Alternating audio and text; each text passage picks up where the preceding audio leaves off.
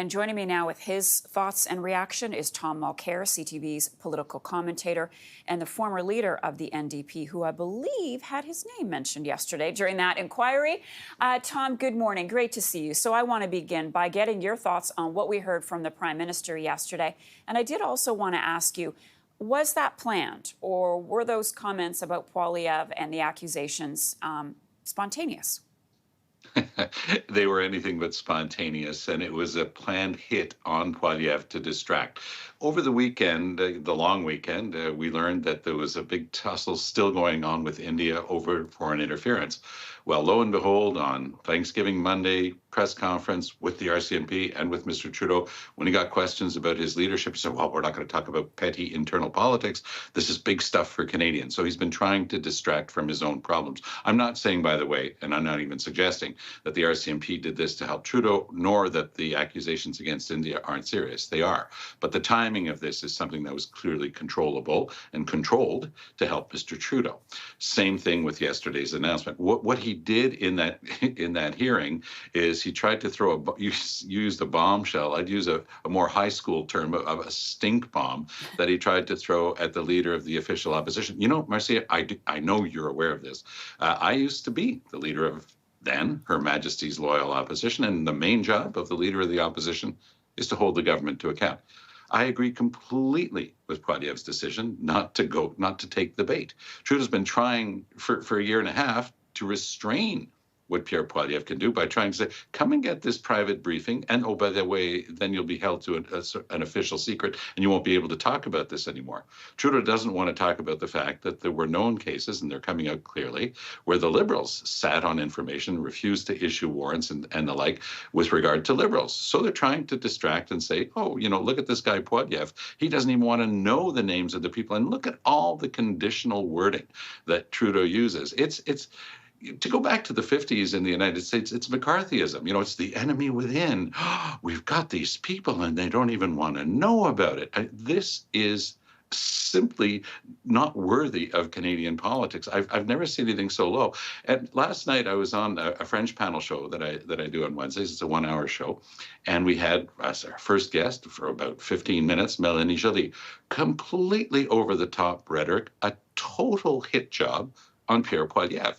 It couldn't become clearer than it did at that moment that this was all about the Liberals trying to focus and attack Pierre Poilievre to avoid having to answer, one, what they have not done on foreign interference, and two, Trudeau's leadership problems. We learned today, for example, that there are a lot of MPs who are about to come out and ask outright for Trudeau to step down. So these are all attempts to distract and get away from the issues at hand. And I think that Canadians are a lot smarter than that. They look at Poilievre and they realize this guy was doing his job, and this type of hit is unseemly, frankly.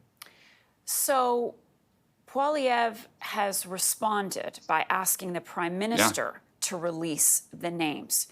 Is that likely to happen? No, of course not. Trudeau's going to try to roll this thing out for as long as he can and claim national secrets and protect people's charter rights. But what he's showing at the same time is, again, that this was a pure political knock against an adversary. He used that platform. And honestly, I'm still a lawyer, member of the Quebec Bar, and I'm always a bit careful when I talk about legal institutions, the judiciary. This is a commission of inquiry. I have the greatest respect for Commissioner Hogue herself. But I did find it passing strange that Trudeau was allowed to use that platform and to go off on this complete political partisan tangent against an opponent. I remember right at the beginning, Marcia, the Conservatives had been denied the right to have an attorney there because she was afraid that would become too political. Well, in fact, the Conservative lawyer has proven himself to be highly professional, very moderate in his approach, and has been, as he was yesterday, and doing his job extraordinarily well. The only person who tried to politicize this commission of inquiry is named Justin Trudeau. So how does this, let's remember what's at the heart of this inquiry. How does the testimony yesterday, when the Prime Minister was a witness, reflect what we heard from him yesterday? Will it change Hogue's report in any way? I mean, what is to become of what we heard from the Prime Minister yesterday on this? Well, we heard two very different things from the prime minister because in the earlier part of his testimony, he said, well, I've got this national security advisor. I don't look at all this stuff. She triages it for me. She tells me what I should be looking at and not. I'm not going to waste my time reading all this security stuff. And then in the afternoon, he says, well, as prime minister, I get to see this stuff. So I looked at the document and look at all these conservatives, and Poilievre doesn't even want to know about it. So he apparently spent a heck of a lot more time looking at what he claims is a list of people within the Conservative Party, parliamentarians or candidates and or this or perhaps that, and maybe we have evidence and maybe we don't. It was that type of game. So he doesn't pay much attention when it's Liberals, but boy, does he pay attention when he claims it's Conservatives. That, I think, says a lot about the goal of the exercise in Trudeau's mind. It's purely political, and he's trying to get people distracted away from his own problems. Okay, and lastly, I do want to ask you to comment a bit further on this move, this groundswell of Liberals who want to see the Prime Minister step aside. They're apparently going to be going public within the next couple of days. Tom, where do you see that heading? We heard at the end of that news conference on Monday, I believe, Thanksgiving Monday, when the Prime Minister came out with Ministers Joly and LeBlanc, that he wasn't going anywhere, that he's going to lead the party into the next election. So where do you see that movement heading?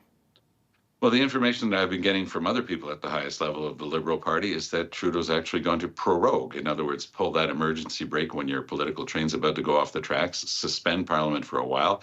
And the plan, at least the thinking, was to have a leadership race and then to have somebody else come in and let Trudeau leave, with his head held high in sometime in 2025. If indeed he's thinking of sticking around and he's serious about that, I don't think he can say anything else, by the way. He has to say he's sticking around, otherwise he's a lame duck. But if indeed that is really his plan, then it's going to get very problematic for him. When you've got, we were told maybe a dozen, maybe 20, maybe more than that, who have signed or not signed or will be going to the microphones. Sean Casey apparently didn't sign the document, but he was, a very respected Prince Edward Island member of Parliament. And he was out there, by the way, he speaks perfect French, Sean Casey does. And he was out there in English and in French on both media saying it's time for this guy to go. So this is the real problem that Trudeau has. It's certainly not Poilievre is a problem for him because he's 22 points ahead of Trudeau in the polls, but his real problem is his caucus and his party. And I have a certain empathy for that, and knowing what it's like to be a party leader facing that, tough situations. But I do think that Mr. Trudeau has to look at this a little bit more lucidly than he has been doing. Tom Mulcair is our CTV News political commentator. He's also the former leader of the NDP. Tom, as always, great to chat with you.